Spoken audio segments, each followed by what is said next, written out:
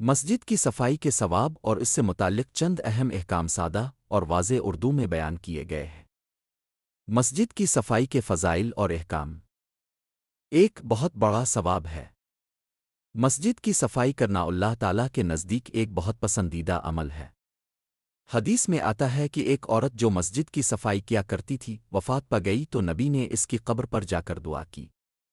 اس سے معلوم ہوا کہ اللہ کے گھر کی صفائی کرنے والے کی قدر خود رسول اکرم نے فرمائی۔ دوست اللہ کے گھر کی خدمت ہے۔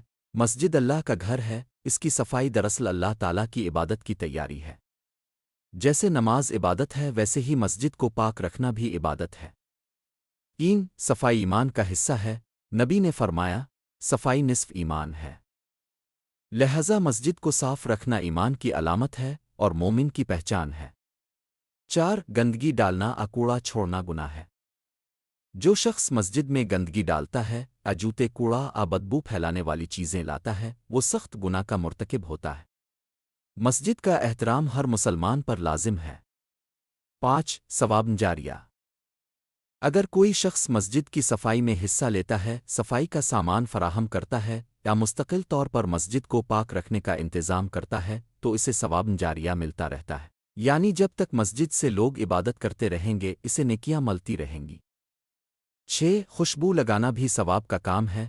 مسجد میں خوشبو لگانا، قالین فرش کو صاف رکھنا، اسپرے کرنا، یہ سب عبادت کے مقامات کو بہتر بنانے